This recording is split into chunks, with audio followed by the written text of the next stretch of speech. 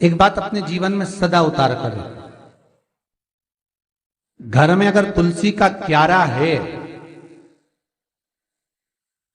तो तुलसी महारानी हमें ये बता देती है कि हमारे घर में सुख आने वाला है कि दुख आने वाला है। जैसे शनि अपना प्रकोप दे रहा है या शनि उतर रहा है, ये किसी से पूछने की जरूरत नहीं पड़ती, अपने आप मालूम पड़ जाता। कैसे? शनि कथा अगर आपने सुनी हो तो उसमें व्याख्यान आता है शनि कथा में, पांव की चप्पल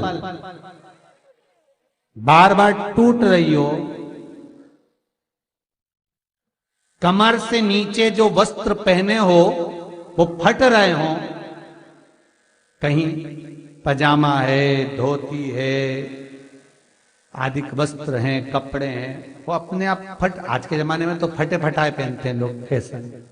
उसकी गारंटी नहीं है, उसका हम वर्णन नहीं कर रहे। हम जब पहनते हम समझ जाते हैं इसको शनि तो ऑलरेडी लगा ही हुआ।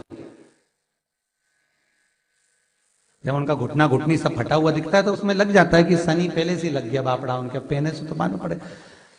शनि का नियम है, शनि कथा कहती है पांव की चप्पल बार बार टूट रही हो, घिस गई हो, बद्दी टूट रही हो, कुछ कर रही हो, और अगर कमर से नीचे जो वस्त्र पहने हो वो अपने आप फट रहे हो, समझ लेना कि शनि पांव से प्रवेश कर रहा, मतलब अपनी प्रखरता शनि दिखा रहा। किसी मंदिर में गए महाराज और वहां जाने पर चप्पल चली गई तो समझ लेना शनि की कुदृष्टि अब पड़ना बंद होना चालू हो गया।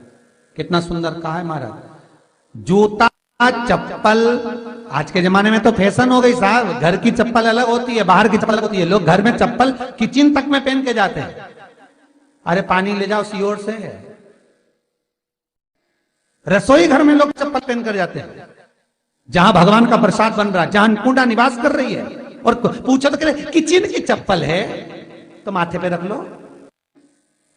तुम अपनी मां को जरूर देखना है एक बार, वो बूढ़ी मां कितनी बार किचन में चप्पल पहन कर गई, मुझे जरूर फोन कर कर बताना। बूढ़ी मां रसोई घर में आज भी बिना चप्पल के जाती है, और बहुओं की कहीं एड़ी नहीं फट जाए, ठंड नहीं बैठ जाए, इसलिए ये रसोई घर तक में चप्पल पहनकर जाती है।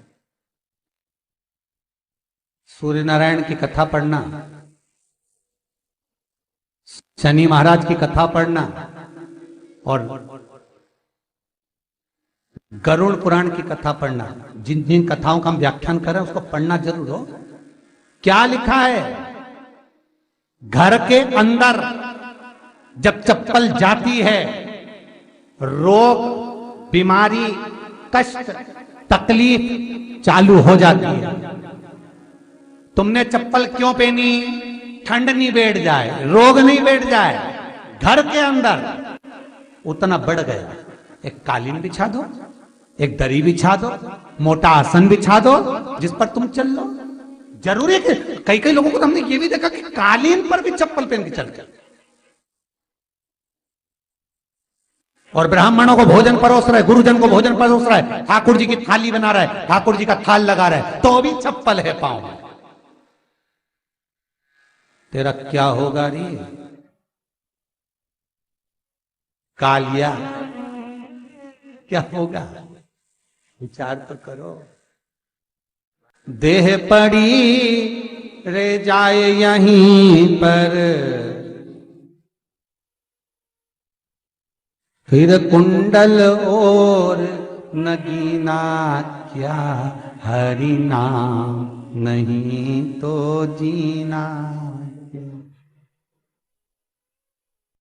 अभी भी सुधर जाओ रे, अभी भी सुधर जाओ, नहीं सुधरो तो सिधर जाओ रे, या तो सुधरो नहीं तो सिद्धरो, थोड़ा सुधरो।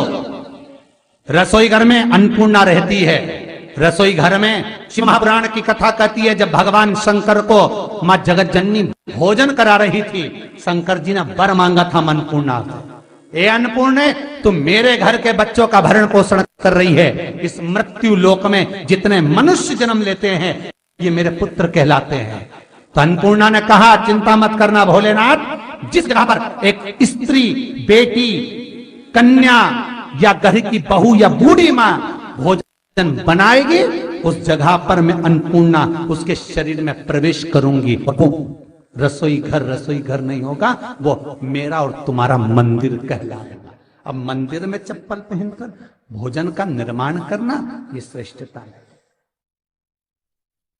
एक आसन पटक लो आप रसोई घर के अंदर, जिस आसन पे खड़े होकर आप भोजन बना लो, मोटा सा आसन रख लो, चप्पल की जरूरत ही नहीं। श्रीमद् भागवत कथा कर रही है तुलसी का मात्र, तो शनि अपनी दृष्टि बता देता है। शास्त्र कहता है जब घर के अंदर प्रवेश करने के, जब आप घर में प्रवेश करें तो एक कोने में चप्पल को उतार दें। बाहर जगह नहीं है तो घर के अंदर प्रवेश कर कर लेफ्ट में चप्पल को उतार दें, और 7 या 3 कदम के अंदर चप्पल उतर जाना चाहिए घर के अंदर में। और उसके बाद अगर चप्पल अंदर प्रवेश कर रही है तो राहु केतु शनि के साथ प्रवेश करते हैं, जिसके घर में बीमारी कभी पीछा नहीं छोड़ती। शनि कथा, सूर्य की कथा का स्मरण करिए, आपको मालूम है, पहचान हो जाता है।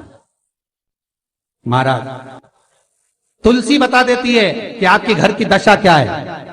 बार बार जल डालने के बाद भी तुलसी सूख रही है, बार बार आप पूजन कर रहे हैं, पाठ कर रहे हैं, तो भी तुलसी के दल सूख रहे हैं। तुलसी बता देगी कि तुम्हारे घर में तकलीफ आने वाली है, कष्ट आने वाला है, सूख रही है। किसी ने जरूर कुछ ना कुछ ऐसा है कि इसमें घर में कुछ तकलीफ आएगी, तुमने लगाया फिर सूखी, फिर लगाया फिर। तुलसा महारानी बता देती है कि कष्ट है। और जिस गमले की तुलसा घेर घमोर हो, फलित तो हो, आनंद में हो, तो उस घर में फिर दुख नहीं आता, समृद्धि खुद बढ़ती चली। जिन शंकर भगवान को आप जल चढ़ाते हो, जिन ठाकुर जी से आप लाड लड़ाते हो, जिन भगवान कृष्ण का आप स्मरण करते हो, राधा रानी का आप नाम जाप करते हो, जिस परमात्मा का आप भजन कर रहे हो, कीर्तन कर रहे हो, नाम जाप कर रहे हो, नाम स्मरण कर रहे हो, उससे तुम्हारा एक संबंध होना चाहिए, एक रिश्तेदारी होना चाहिए। और उससे जब तुम्हारा कोई संबंध रहेगा, उससे जब तुम्हारी कोई रिश्तेदारी रहेगी, तो उस रिश्तेदारी में जैसे ही आपके प्राण छूटे, और छूटते से ही आप जब गए, तो जाते ही आप कहोगे कि कृष्ण से मेरा ये संबंध है, वो मेरा पुत्र, वो मेरा भाई, वो मेरा बेटा, वो मेरा सगा, वो मेरा रिश्तेदार, वो मेरा कुटुंबी, वो मेरा पुत्र। जब कहोगे तो तुरंत प्रवेश हो जाए। महाराज भगवान से संबंध होना चाहिए। कई लोग भगवान को सवेरे से रिझाने बैठते हैं तो भगवान को बनी बनाई बात कहते हैं, ये पाठ कर लो, ये पाठ कर लो, ये पाठ कर लो, ये स्तुति कर लो, सारा बना बनाया। तुमने अपने दिल से कौन सी स्तुति गाई? तुमने अपने दिल से कौन सा भगवान को निवेदन करा, कौन सा नमन करा? बस सवेरे उठना है, नहाना है, भगवान के सामने जाना है, भगवान को नहलाना है, कपड़े पहनाना है, अगरबत्ती लगाना है, थोड़ा सा शक्कर का भोग लगाना। इतने सारे देवी देवता, शंकर जी, राम जी, गणेश जी, सारे देवता, और 2 खुरमा लेके आए, 1 बालूशाही लेके आए, 2 मठरी लेकर आ गए, 1 मठरी लेकर आ गए, और भगवान को इतनी सी कटोरी में रख दी। अब बोले, कई लोगों से पूछा, इतनी सी कटोरी में 1 मठरी, 1 खुरमा, और रोज मठरी खुरमा एक साथ नहीं रखती, वो तो आज दिन मठरी का भोग लगा दिया, कल खुरमे का लगाएगी, परसों गुजिया का, परसों पपड़िया का, कोई डब्बे में भरे भराए रखे, रख दिया। और 1 लड्डू रोज लगा देगी, इतना बड़ा। तो पूछा, इतना सा लड्डू और इतने सारे भगवान कैसे खाते होंगे? तो क्या भाव से। तो हमने कहा, तुम भगवान को क्यों? बहुत दुख है गुरु जी।